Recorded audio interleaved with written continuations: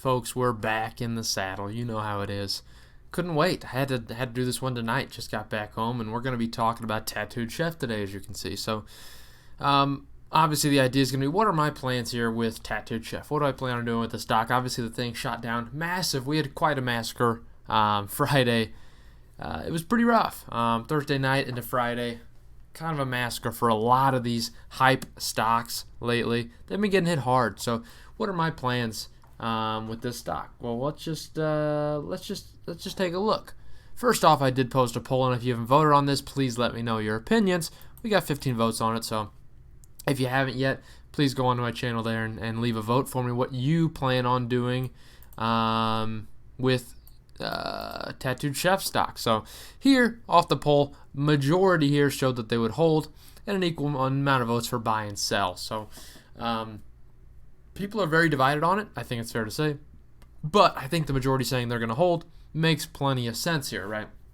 So the people who invest in a stock typically believe in it, and one bad earnings, it's hard to say it's a bad earnings necessarily, so they missed on their earnings report in terms of a revenue perspective, but they still showed a 49% growth year over year. They were just short by several $1 million on their estimates. So that obviously caused the stock to plummet 16%. Terrible stuff. And I saw it as an opportunity, I can't lie to you. So I'll just tell you what I did right now. So I went ahead and I bought a short-term option. Not typically my game here. I bought a call option on Tattooed Chef here. It's a 1750 call option that expires on 9/17. So it's got a month, and I believe in a month it'll be over the 1750 mark. Bought it for $1.15 $1.15 a contract. So already down because it did. I bought it at this low. Thinking it would be, hey, we're looking good, and then it didn't work for me. It already went poo poo. Could have sold it earlier, but that's my plan. And I also picked up 4 shares just to track it, which I think will respond pretty well in the next month. So that's my opinion, frankly. And there's a couple reasons why I think that. So you look at the stock itself, and you look at shares outstanding here, which is important to do, as highlighted here, right around 81. Right around 82 million shares. So if you take that into consideration, it was trading a market cap of 1.6 billion. Now trading a lot closer to really just right around 1.4 billion dollars in terms of that market cap. And you look overall in terms of their revenue line, and they've grown it quite a bit. Trailing 12-month year of 168 million dollars. So the revenue is certainly growing on this company, and we're talking about only a 10 times differential there. And for these stocks lately in this market, that's actually trading pretty cheap when you're talking about price to sales. Still pretty expensive, I can't lie to you.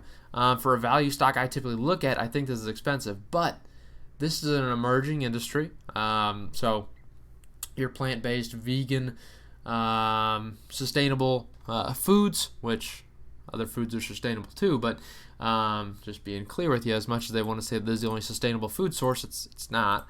But that's why we have farmers, baby, which includes cattle. But look at this. It's an emerging industry, and we do have analysis out there that shows you where they believe the vegan food market is going to go, or plant-based food. So it's expected right now at 2018, well, last data they got there too, to have an annualized growth rate of 10.5%. And by 2026 to be $31 billion industry compared to 2018 where it was $14 billion. So quite a bit of growth expected out of this industry, 10% annualized. Not quite incredible, but I think this is incredibly hard to actually tell in that aspect. So this isn't a position I'd like to hold long term. I'll be honest, and I'm typically a very long-term investor. This is not one I want to hold long term because no one here can actually predict this. This is an emerging trend, no doubt an emerging industry. But in my opinion, you will always have a subset of people, and a large subset of people, that's a majority of the population, that will go with traditional methods for food, which is obviously meat-based product. That's why we raise cattle. It's a huge industry, and if you eliminate that industry, that will be quite quite bad for you, I believe, in my opinion. Obviously, there's an opportunity where you could convert that into more plant-based in terms of food production, but frankly, that's just cattle farming is just it's what everyone's been doing forever, and it's not going to change in the next couple years. Just being honest with you. If it does, we're talking definitely tens of 20s. It's going to be quite a while down the road. So this is an industry, in my opinion, that I think is easy to predict right now. I think it's a trend, and I think people are doing it currently, and I think they'll get off the trend. Just being honest with you. And people are always that way. They get on a trend for a short period of time to seem like they're cool. They can post on Instagram saying that they're into the vegan food game.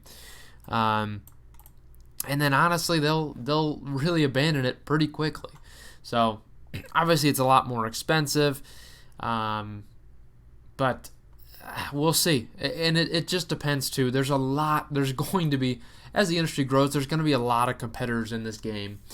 The main thing they can do here is work on their retail sales. That's kind of huge. But with that comes an issue where you're focused a lot on the brick and mortar retail sales, which over time will be declining, frankly. You're going to see brick and mortar fall as e-commerce grows. So their real focus here needs to be on getting that e-commerce situated, which it's tough with these products that need to be frozen.